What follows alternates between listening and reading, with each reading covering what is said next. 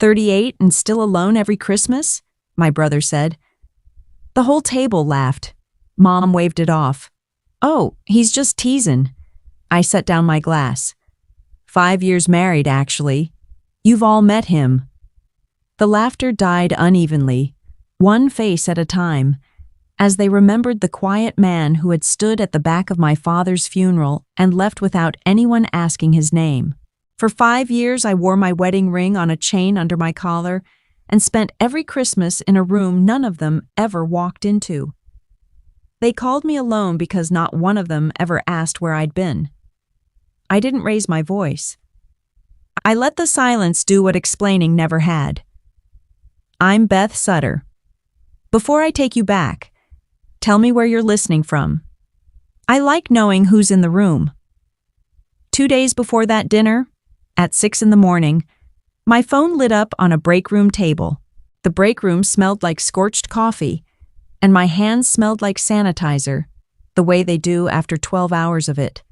Out here, the grain elevator board on Route 29 posts the corn price and the funeral times on the same panel, so by Tuesday, the whole county knows which Sutter showed up and which one didn't. My phone buzzed against the table. Craig had started a group message at 10 minutes to 6. Let's do it right this year, all of us, before it changes hands. I read it standing up, still in my scrubs. Then I sat down and read it again. My sister Dana answered in 4 seconds with a string of little trees. Mom sent a heart. Nobody sent a question. I put my thumb on the crack that runs across the corner of my screen and pressed until it hurt. Then I scrolled up, because I wanted to see it in writing. 1 sentence, anywhere in that thread, where somebody had told me. There was nothing. The last thing in it was from October, a photo of Dana's dog in a sweater. I typed, "You mean the house?" I deleted it. I typed, "Craig, call me." I deleted that too. The charge nurse leaned in and asked if I was staying for the tail end of rounds. I told her I was heading home. She said something about the roads, and I said something back, and I couldn't tell you now what either of us said. The third thing I typed was one word, "Okay," and I sat there with my thumb over the arrow and didn't send it. Outside, the parking lot lights were still on. I'd worked 11 nights that month. I'd driven that road home in the dark so many times my hands knew the turns without me. He'd written it to all of them at once.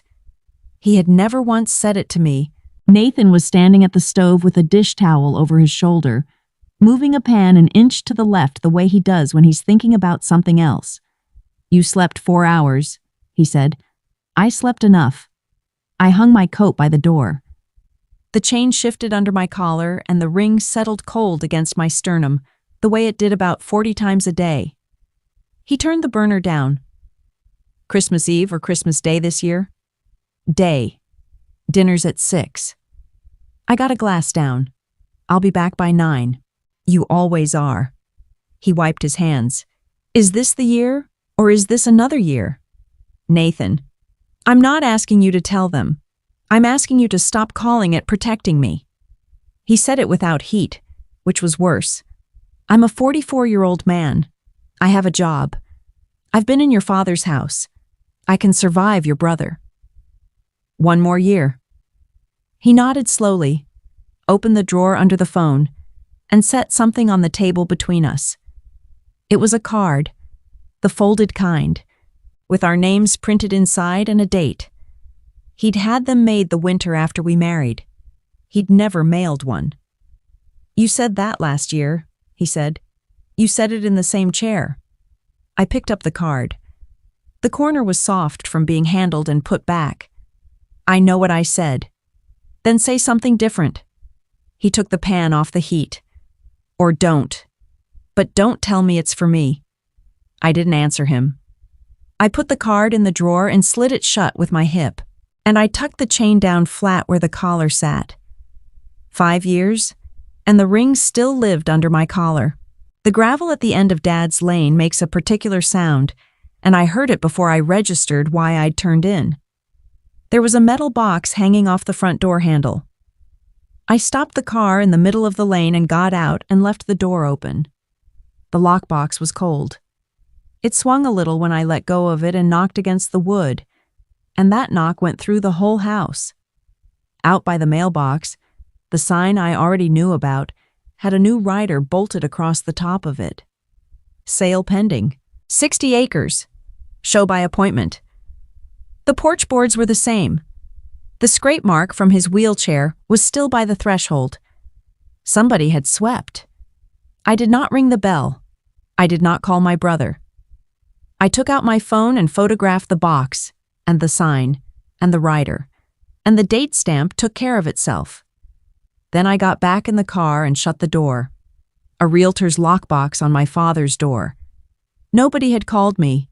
The pen he gave me at my pinning ceremony is a heavy one, and it was in my bag that afternoon in November 2019, when I signed the form deferring my seat in the nurse anesthesia program.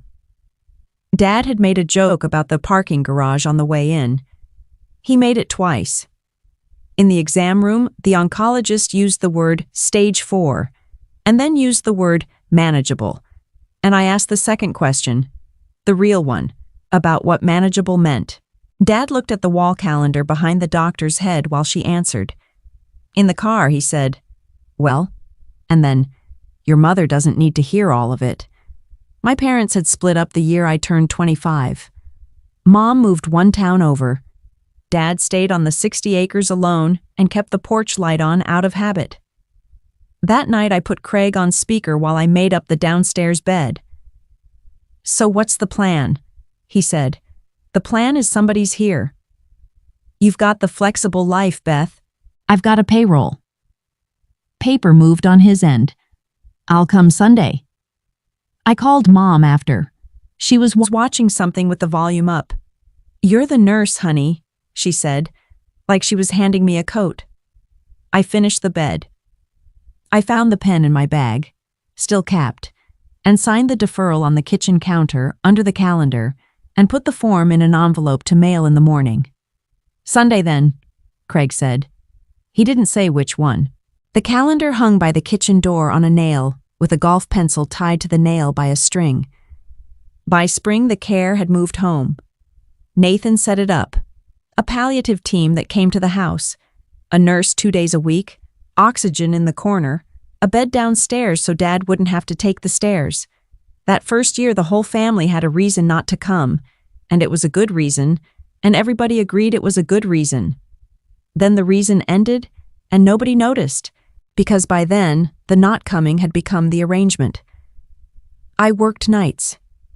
I'd drive the 40 minutes out after my shift, sleep in the room off the kitchen, and be there when he woke up. "What day is it, honey?" "Thursday, Dad." He'd nod. 10 minutes later, folding the same corner of the same newspaper. "What day is it?" "Thursday, Dad." "Same as the last time you asked." The third time I stopped correcting him and started telling him about a patient instead, and he listened like it was new, because it was. On the mornings I was there, he'd take the pencil off the string and make a mark on the square. I assumed he did it every day. I never once checked. By the fall before he died, he had a hospice nurse named Bonnie Aldrich, 63 years old, hands like she'd been wringing towels her whole life, who could get him to eat when nobody else could. The kitchen smelled like baked apples that whole last winter. He couldn't taste them. He wanted the smell. Every morning he made one pencil mark. I thought he was losing track. Nathan wrote on index cards. That's how it started. A 3x5 card in his coat pocket with my father's questions on it in my father's words. So nothing got lost between the hallway and the room. He was the palliative care doctor on the floor that December. He came out to where I was standing with my back against the wall and didn't do the thing they all do, the head tilt. "I'm not going to tell you he's comfortable," he said. "I'm going to tell you what we can do." Then he told me, all of it, in order, including the parts I already knew and the 2 parts I didn't. He said, "we," like he meant it and won't, when he meant won't. I asked a question about dosing that only a nurse asks. He answered it like I was a nurse. I saw him the next morning by the elevators. He had the card in his hand, and my father's handwriting on it where Dad had insisted on writing his own third question. "Do you drink coffee?" he asked. I looked at him. He was standing about a foot farther back than he had the day before. Nathan said, "I transferred his care this morning." Then he waited. The suction machine has a sound like a swallow that doesn't finish, and I had it in my left hand at 11 at night, 2 Christmases before he died. Dad had aspirated a little water. Nothing dramatic. The kind of thing that is ordinary in that room and would have emptied any other room in the house. My phone rang on the nightstand. Dana, video calling, so Dad could see everybody. I answered it with my elbow and propped it against the lamp. The screen filled with the dining room. Forks. Somebody's arm. Mom's voice saying something about the rolls. The camera swung and there was the table. All of them. The good tablecloth. "Say hi to Grandpa!" Dana called out, and turned the phone so it faced nobody. Then Craig, off to the side, not knowing or not caring that the speaker was still open. 36 and still alone every Christmas? The laugh went around the table like something spilled. A woman's voice, an aunt, I think, said, "Well, she's got nothing better to do." I kept my thumb on the suction. You don't stop for that. You don't stop for anything. The call ended when Dana's arm swung again. I hung up with my elbow. I got him settled. I turned the machine off. The quiet came back into the room the way it does, all at once. Dad's hand came up off the blanket. He was pointing at the doorway, at the kitchen. "Hand me the calendar," he said. He asked me for the calendar. It was the middle of the night. The good suit came out of the closet smelling like mothballs and cedar, and it hung off his shoulders like it belonged to a bigger man, because it had. "Friday," he said. "Keep the morning open." "For what?" "Wear something you'd want to remember." I asked him 3 times over 2 days. He talked about the weather in a way that would have been funny if he'd been well. He talked about the price of beans. He asked whether I'd changed the oil in the car. Friday morning I found him already dressed, sitting on the edge of the bed with his shoes on, which took him 40 minutes on a good day. "Dad, where are we going?" I made the call myself. Don't fuss. I drove. He gave directions I didn't need, left at the elevator, right at the church, into town, and I only understood when we came around the square and I saw the limestone steps of the courthouse and Nathan standing at the bottom of them in a gray coat, holding 2 paper cups he'd clearly been holding a while. I looked at my father. "He asked me in October," Dad said. "I told him he had to ask you eventually." He got the door handle on the second try. "Come on. She's got us down for 10. Inside, the clerk looked up and read a name off her screen, and the name she read first was his. He asked for the good suit. I drove. The room had a folding table, a flag on a stand, and a window with a radiator under it ticking. Number 2020. It took 4 minutes. There were no flowers. Nobody took a picture. Nathan wore the gray coat, and I wore a navy dress I'd owned for 6 years, and the clerk read the words off a laminated card in a voice that had read them 10,000 times and still slowed down at the end. When she said, "Witness," my father put one hand on the table and stood up without help. He walked the 4 steps. He took the pen. His hand had a tremor in it by then that he hid at meals by keeping his elbows down, and there was nowhere to hide it on that line. The signature came out slanted, climbing up off the rule. He set the pen down. He didn't look at me. He looked at Nathan, and he held on to the edge of the table, and he said it quietly, the way you say a thing you've rehearsed in a car. "She's been carrying this family a long time. Don't let her carry you too," Nathan said. "No, sir." The clerk stamped it. The radiator ticked. Outside, somebody was scraping a windshield. My father's hand shook, and the line held his name. We drank the coffee cold on the porch because he wanted to sit outside, and it was the kind of December afternoon where you can do that for about 10 minutes.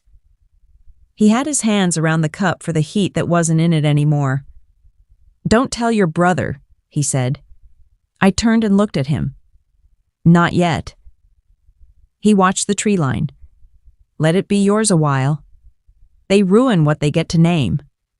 "Dad, that's—" I stopped. I was going to say that's a strange thing to ask. I didn't say it, because it wasn't strange. I'd spent a year listening to how they said my name on the phone. "How long is a while?" "I'll tell you when." He shifted the cup. "Your mother would want a party. Craig would want to know what it cost." "That's not a reason." "No." He agreed with me so readily that I let it go, and I have thought about that since. How easily he agreed, and how he changed the subject in the same breath. "Give me some time. I've got paperwork to finish." I laughed at him. I actually laughed. I said something about how a man with 60 acres and 1 truck did not have paperwork. He smiled at the tree line and didn't answer. That night I put the license inside the front cover of his Bible, in the box where he kept it, because I couldn't think of a place in my own house that felt like enough. "Give me some time," he said. "I've got paperwork to finish." His breathing changed at 3:40 in the morning on March 14th, and I knew the sound, because I have known the sound since I was 23 years old. I moved the chair closer. I put my hand flat on his chest, which is not a nursing intervention, and I said, "You can go, Dad. I've got it." The gaps got longer. Then one of them didn't end. I did the things. I noted the time. I turned off the concentrator, and the room got so quiet, I could hear the refrigerator 2 rooms away. I straightened the blanket.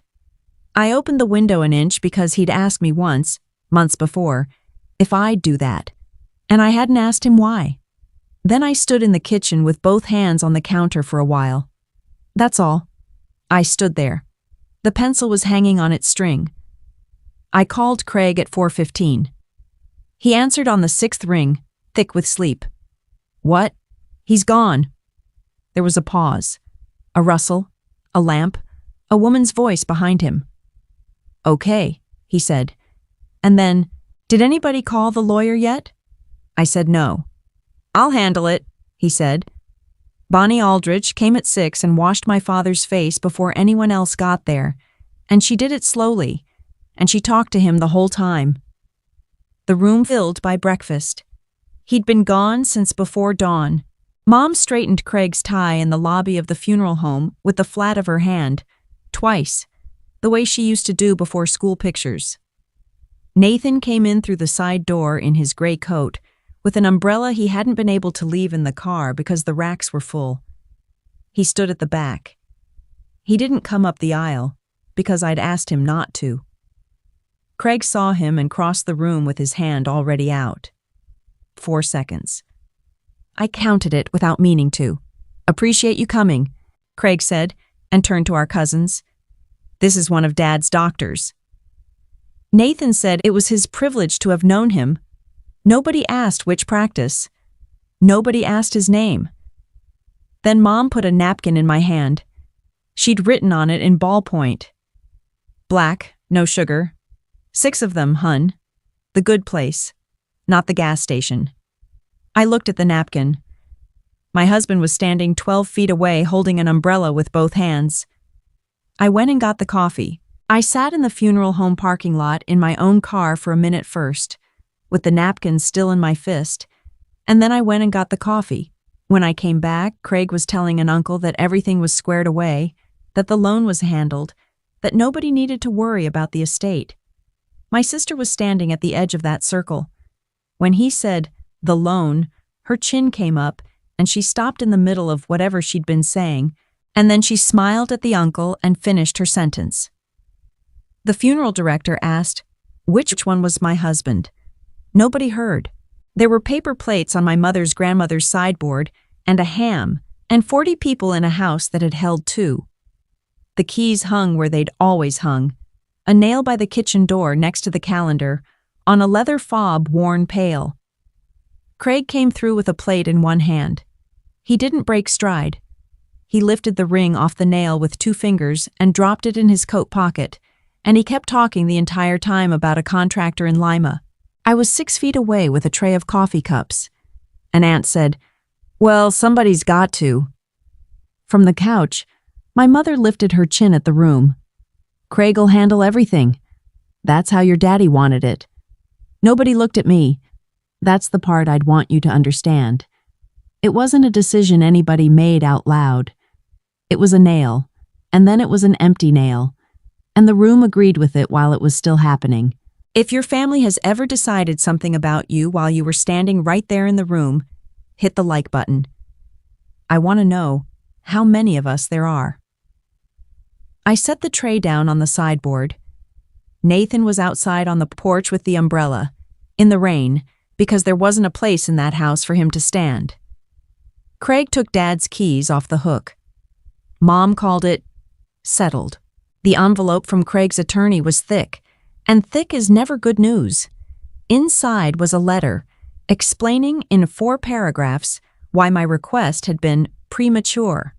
By then, it had been 6 months. Craig had been appointed executor under the will Dad wrote a dozen years earlier, the one he never replaced. He'd signed a sworn inventory listing the farmhouse and the ground as property of the estate. He'd signed it without ever walking into the county recorder's office and pulling the deed. Neither had I. He also stopped answering questions. "Craig, I'd like a copy of the accounting." "You'll get what you get, Beth. It's a process." A door closed on his end. "You don't want to be that person." The one statement I did see, because the bank sent it to the farmhouse, and I was still the only one checking the slot, showed 3 transfers out of the estate account in a single week. 2 to an LLC. 1 to him. I called him about that. He said it was reimbursement. He said the word reimbursement 4 times and never once said for what. An hour later, my mother called me. "Craig says you've been asking around." I asked my brother for an accounting. That's a legal right. "Don't make this ugly," Mom said, and hung up first. Nathan had a knife in his hand and an onion on the board, and he wasn't looking at me, which is how he does the hard ones. He slid a piece of paper across the counter with 2 fingers. A name, a firm in Columbus, a number. "She does estate litigation," he said. "She'll take a call." "Not yet." The knife kept going. Not yet, or never. If I lawyer up, I become the thing they already call me. I put my hands flat on the counter. Right now, I'm the sister who's grieving weird. The second I hire somebody, I'm the one who came after her father's house 9 months after he died. Craig would love that. He'd have a story he could tell in the church parking lot for the rest of his life. And if you wait, then eventually he has to show me a number. He turned the knife over. "Did you pull the deed?" "It's in the inventory." Craig swore to that list in court. I read it twice. "You read what your brother swore was true." Nathan scraped the onion into the pan and let it sit there a second too long, which for him is a raised voice. "Beth, he has the keys, he has the checkbook, and he has your mother." He turned around. "What exactly are you waiting for him to be?" I didn't have an answer that would survive being said out loud. I picked up the paper, folded it in half and then in half again, and put it in the drawer under the phone, on top of a card with our names printed inside. I told Nathan to wait. I was still hoping. The mail at the farmhouse still came in a pile through the slot, and it landed on the floorboards with a sound I'd heard 10,000 times. Bills, a seed catalog for a dead man, and a folded set of pages with a broker's letterhead. Exclusive right to sell. Signed by the executor. 90 days. A commission percentage. A line about outbuildings. And at the bottom, my brother's signature. The same lazy loop he'd been putting on permission slips since he was 15. I didn't call him. I sat down on the second stair, which is where you sit in that house when your legs go, and I read it twice, and then I folded it back along its own creases. Then I went upstairs. The Bible was in the cedar box where it had always been. I opened the front cover to get our license out, because I wanted to hold one piece of paper that was true. It wasn't in the front cover. He'd moved it. He'd put it deeper in, flat between two pages near the back, at the place where my grandmother had marked a passage in blue ink in 1950-something and written a name in the margin. He'd read it. Sometime in those 5 years, my father had taken that license out and read it and found a better place for it. The listing had my father's house and my brother's signature. If you've ever picked up a piece of paper and found out what your family had already decided without you, I'd like to hear about it. Some people tell me the moment they knew was the keys. Others say it was the quiet. Tell me which one it was for you. My father's file cabinet smelled like old paper and pipe tobacco he quit in the 90s. I went through it in December, the week before Christmas, on my knees on that cold office floor with the space heater going. He labeled everything. Block capitals, black marker, and a date on every tab. Truck, title, 2011, house, roof, 2016. Taxes, one folder per year, back to when I was a child. Mom, divorce, 2012, and inside it, everything. In order, no notes in the margins. Every single tab had a date on it, except one, 2/3 of the way back. Between the tax years, there was a folder with 4 letters on it and nothing else. Beth. No date. Everything else in that drawer had a date. It was empty. I sat back on my heels with it in my hands. Then I pushed that drawer shut and pulled the bottom one. It didn't move. There was a lock on it, a little brass one, the kind that comes with the cabinet and that nobody ever uses. I looked for the key for 2 hours. His desk, the coffee can of screws, the truck, the bedroom, the hook by the door. I didn't force it. I want you to know that. I sat on that floor with an empty folder in my lap, and I did not take a screwdriver to my father's drawer. Every folder was dated. The one with my name wasn't. The dish came through the towel warm against my forearms before I'd even taken it, which is how Bonnie Aldrich hands you anything. She set it on the porch step and stepped back down, off the porch, so I'd have room. I drove by and saw the sign, she said. So I made a chicken thing. You don't have to eat it. I said, thank you. I said the sign was complicated. She looked at the front windows. He used to have me open that one an inch, in February. I told him he'd freeze us both. I laughed, and the sound came out of me sideways, because I'd opened that window myself and never known why. Then she said, he told me you'd come by when they got to the house. I stood there with a warm dish in my hands. When they got to the house? Bonnie Aldrich looked at me for a second, the way nurses look at families, which is a look that decides how much you can carry today. She shook her head once. I'm just an old woman repeating things. She pulled her coat closed. I sat 9 months with a man in Auglaize County, fed him, turned him, washed him. His obituary listed his daughter-in-law's book club. It spelled me right out of it. She started for her car. I don't take it personal anymore. I just remember who was in the room. Bonnie, eat the chicken thing, honey. He said you'd come by when they got to the house. I had the folded paper from the phone drawer in my hand when Craig called on Christmas Eve, which is the only reason any of this went the way it went. Hey, too warm. 3 degrees, too warm. So, tomorrow, 6 o'clock. Mom's doing the ham. I'll be there. Good, good. A pause with a shape to it. Hey, bring a pen. It's nothing. Just some paperwork. Get it all cleaned up while everybody's together. What's the paperwork called, Craig? What? The document. What's its full title? He laughed at nothing. Paper moved. It's a waiver thing. Standard. Just says you're not going to make everybody do the whole song and dance with the accounting. I looked at the drawer. And the house? The house has to go, Beth. Dad left debts. You'll get your share. He said it gently, which is the part I want you to hear. He said it the way you'd tell someone their dog was old. I didn't want to do this at Christmas. We close on the 9th. January 9th. 15 days. I stood in my kitchen and let myself believe him for about 4 seconds. Believe there were debts. Believe there was a share. Believe my father had left a mess and my brother was cleaning it. It would have been so much easier. It nearly worked. I'll be there, I said again. Atta girl. I hung up. I opened the drawer and took out the folded paper with the Columbus number on it and set it on the counter where I'd see it. I said yes. For the first time, I meant it.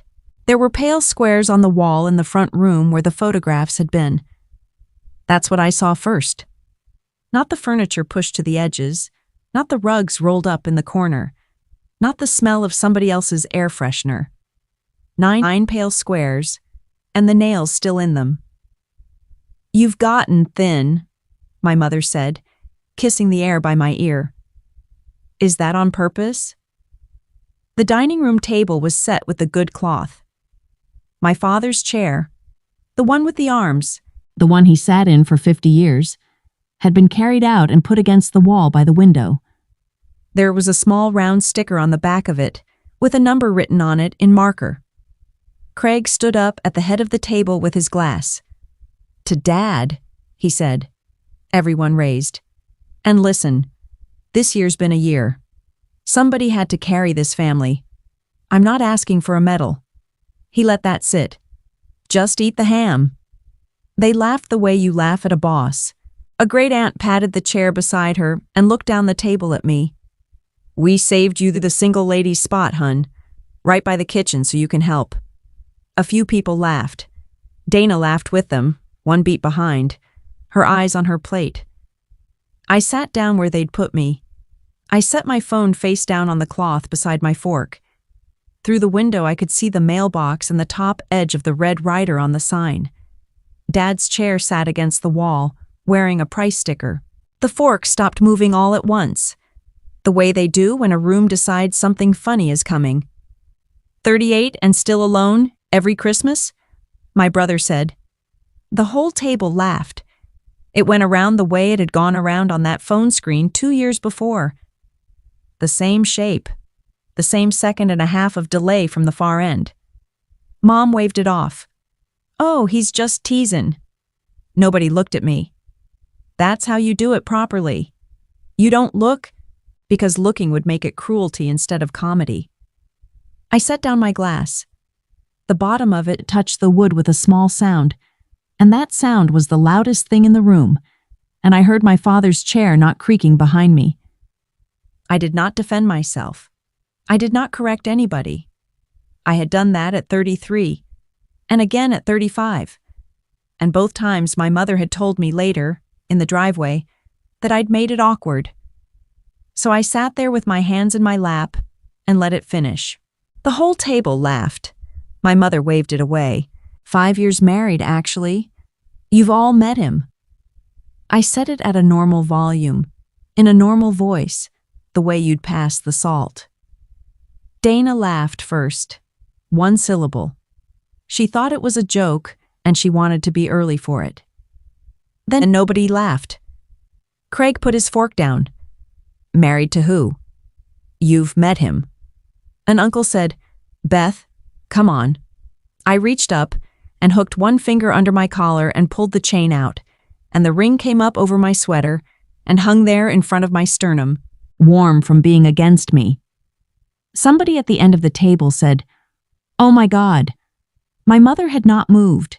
She was looking at the ring the way you look at a word you've read wrong. The funeral, she said. I didn't answer her. There was a man. She put both hands flat on the tablecloth. In the gray coat, with the umbrella. He stood at the back the whole time, and he didn't sit down. Craig said, That was one of Dad's doctors. Craig, she said. The laughter had gone out of that room unevenly, one face at a time, and I watched it happen. And I want to tell you the truth about it. It did not feel good yet. It felt like watching a wave come back. Mom's fork stopped. The doctor, she said, from the funeral. My father's chair sat against the wall in my sightline the whole time, with its little numbered sticker. "When?" my mother said. "December 5 years ago." "Where?" "The courthouse. In town." Her hand went to the base of her throat. "Who took you? Somebody had to. You can't just—" She stopped. "You need a witness." "Yes." "Who was your witness, Beth?" I looked at her. "Your father signed as our witness. He made the appointment himself." The sound my mother made was not a word. Craig didn't make any sound at all. And that's what I noticed, because everybody else had gone loud. Chairs, voices, an aunt saying Walt knew, over and over like a bird. My brother had stopped looking at me.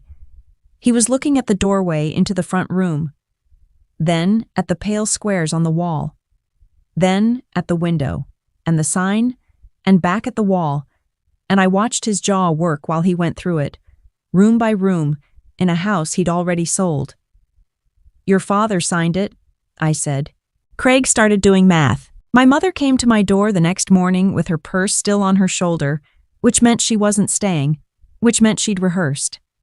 I made tea. She held the cup and never drank any of it. "It's a nice kitchen," she said. "You never showed me this kitchen. You never asked to see it." She turned the cup a quarter turn. "What are you going to do? Not how long have you been married? Not is he good to you? Not why didn't you tell me?" "That's your question?" Craig's very upset. My phone was on the table between us. It buzzed twice while she sat there, and I turned it over and read it in front of her, and then I slid it across so she could read it too. "You want to blow this family up over a house? Fine. My attorney says you've been strange since Dad died. People notice. Everyone at that table saw it." My mother read it. She set the phone down. "Well," she said, "you have been strange since your father died." "Mom, you didn't tell anybody you were married. That's not— People don't do that, honey." She picked up her purse strap. "I'm not asking you to forgive him. I'm asking you to be quiet. Let him finish it. Then we can all—" She didn't finish that sentence. There wasn't an end to it. "You've been strange since Dad died," she said. "People notice." I drove out to Bonnie Aldrich's 2 days after Christmas and asked her straight what she'd meant on my porch. She didn't make me say it twice.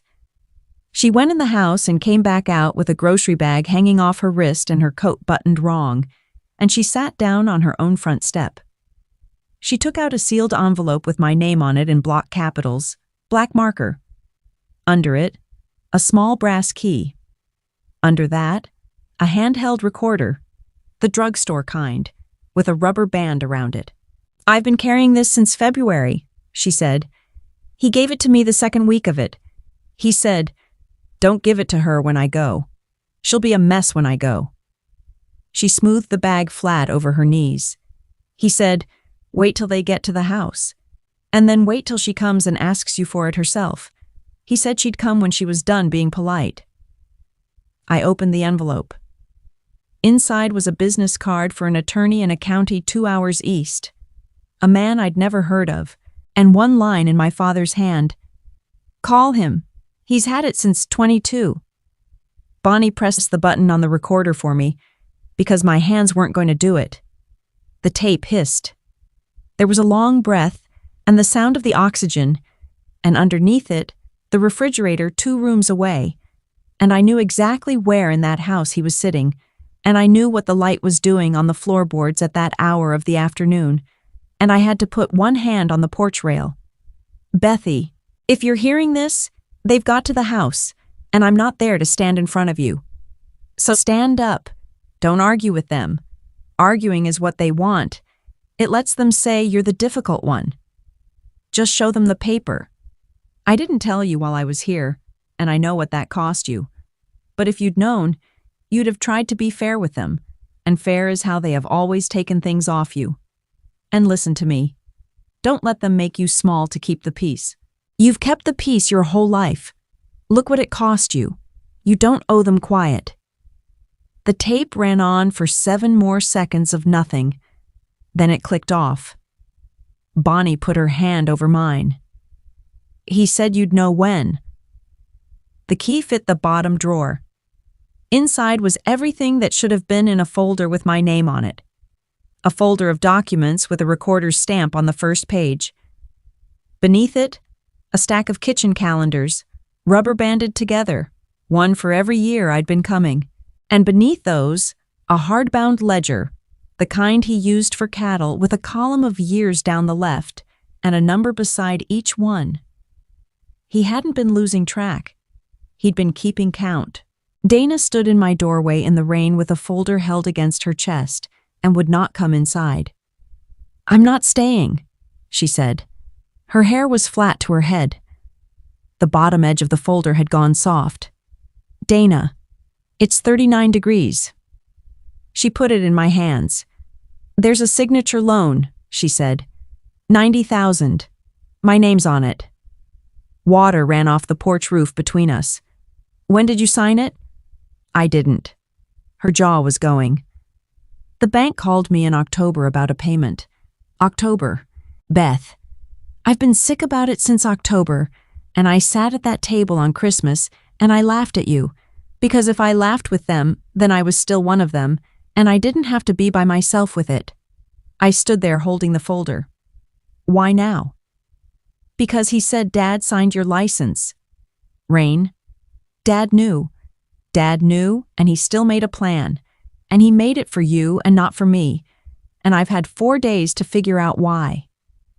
She wiped her face with the heel of her hand. "It's because you stayed. That's all it is. You stayed, and I sent a text on his birthday." "Dana." "He took mine too," and she said. "I just didn't have anybody to tell." My sister put a folder on my table. "He took mine too." The title company conference room had a bowl of mints on it and a box of pens with the company name printed down the side. We got there first.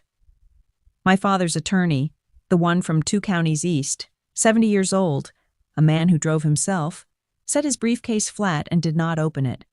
The title officer came in with a stack and started reading the schedule off the top sheet, and she was 3 lines in when the door opened. Craig came in with the buyer's agent behind him, laughing at something, and he got 2 steps into that room before he saw me. He stopped. The agent walked into the back of him. "What is she doing here?" The title officer looked up. "Mr. Sutter, we flagged the vesting in December. You told us the trust was revoked and you'd bring the trustee documentation. It is revoked." My father's attorney opened the briefcase then and took out a folder and laid one document face up in the middle of that table and turned it so it faced the title officer and not my brother. The recorder's stamp was in the upper corner, dark purple, with the volume and page. "Walter Sutter conveyed the residence and the 60 acres into a revocable living trust," he said. "It was never revoked. It became irrevocable at his death. It has never been part of the estate. He's not the seller." The house had not been my father's to leave for 3 years. My brother had spent 9 months selling something that was not his. The buyer's agent leaned over and read the stamp. "Then who is?" she said. The attorney didn't point at me. He moved his hand an inch off the table, palm up. "The successor trustee," he said. "Elizabeth Sutter. Since the day he died." The trust was recorded in 2022. Craig went white. Craig laughed. It came out wrong. Okay. This is a mix-up." He pulled out a chair and didn't sit in it. "Dad wouldn't have done that." Nobody answered him. "Get the estate attorney on the phone. Right now." The title officer put her pen down. My father's attorney took a second document out and set it beside the first. It was 4 pages, stapled, with a court caption at the top and a signature line at the bottom. "Inventory and appraisement," he said. "Filed in April. Item 4. He read Item 4 out loud. The house, the acreage, listed as property of the estate. "You swore this list was true," he said. "You never pulled the deed." Craig looked at me for the first time since he'd sat down. "Beth, Come on, it's me. I kept my eyes on the page. The executor signed it, I said. Ask the executor. He opened his mouth. The buyer's agent snapped her briefcase shut. The sound went through the room like a dropped plate, and she said, "We're out." And she was in the hallway before anyone answered her. The title officer gathered her stack and squared it against the table. "We can't close on this," she said. He'd sworn the house was his to sell. In writing, the courtroom had a long table, and on it, in front of my father's attorney, sat a hardbound cattle ledger with a rubber band around it. The court had suspended my brother's authority before the month was out. The hearing came at the end of winter. The forensic accountant went first. $212,000 had left the estate account between April and October. He walked the judge through where it went, one line at a time, and then he was asked about the debts. "I found no secured debt against the decedent," he said. "There were 2 open credit cards, both under 4 figures, both current." Behind me, my mother made a sound. Then Bonnie Aldrich took the stand and told the court she'd watched Walter Sutter take a pencil off a string and mark a square, and that he'd told her what he was counting, and that he'd asked her twice whether she thought a judge would care. Then Dana. She said her name into the microphone and had to say it twice because the first one didn't carry. She testified about a signature loan with her name on it that she had not signed. Craig said, "That's not," and the judge said his name once, and he stopped. My father's attorney stood and put his hand flat on the ledger. 281 nights in the last 2 years alone, Your Honor. In his own hand. Then he read into the record what my brother had said at a dinner table on Christmas Day, in front of 11 witnesses. "He called her alone," he said. "The ledger calls her something else." Dana said his name. The room turned to look at him. The recorder sat in the middle of the table on a folded handkerchief. Because my father's attorney is a man who does not set things down on bare wood. The judge allowed it. The clerk marked it. And then that little drugstore speaker filled a courtroom with the sound of an oxygen concentrator and a refrigerator 2 rooms away, and with a voice that had gotten thin at the end but had never once gotten small. And everyone in that room, my mother in the back row with her purse in her lap, my brother with his hands flat on the table, a bailiff by the door who had no reason on earth to care, sat in the light coming through those high windows and listened to a dead farmer talk to his daughter. "Bethy, if you're hearing this, they've got to the house, and I'm not there to stand in front of you. Don't let them make you small to keep the peace. You don't owe them quiet." The tape hissed. It clicked off. The judge removed him for cause. She surcharged him for the full amount, plus fees, collectible against the bond the old will had required. She said the word breach twice. She referred the signature loan to the county prosecutor. Craig didn't stand up when they said we were adjourned.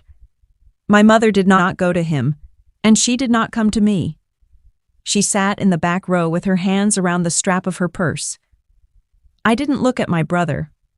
I looked at the empty chair beside my mother. Nobody clapped.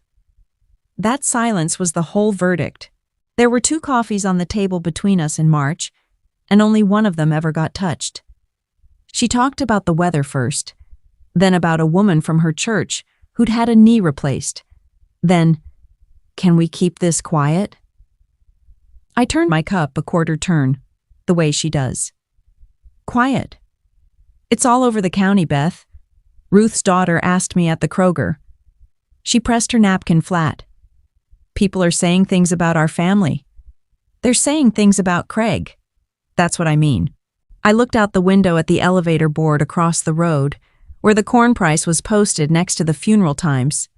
"In 5 years," I said, "you never once asked me where I was on Christmas." She started to answer. I let her get halfway. "You didn't ask, and then you sat at his table, and you called it teasing." I put my hands around the cup. "I'm not going to fight you, Mom. I'm going to tell you the terms, and then I'm going to drink my coffee." She got very still. "My door is open. You can call me. I'll come when you need something and I'll bring the car. I held her eyes. You can call me. You just can't call me that. My mother looked at the tablecloth for a long moment. Can we keep this quiet? She asked. I put my coat on. If you've ever had to say a sentence like that to your own mother, the one you practiced in the car and still barely got out, tell me what it was, and tell me whether you're still carrying it under your collar. And if you want to stay for the rest of the ones I tell, subscribe. It took a flathead screwdriver and about 90 seconds to get the lockbox off my father's door. Nathan carried the chair in from the garage, where somebody had put it under a tarp with a stack of paint cans on the seat. He stood in the doorway with it. Where do you want it? Head of the table. He set it down and pushed it in, and there was a clean patch on the floorboards where it had stood for 50 years, lighter than everything around it. Bonnie Aldrich came out on a Saturday to help me clear the downstairs room. She stripped the bed and folded the sheets in thirds, and while we worked, she told me the rest of it.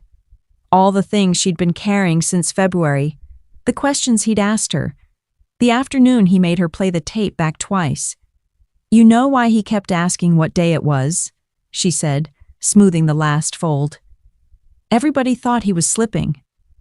I thought he was slipping.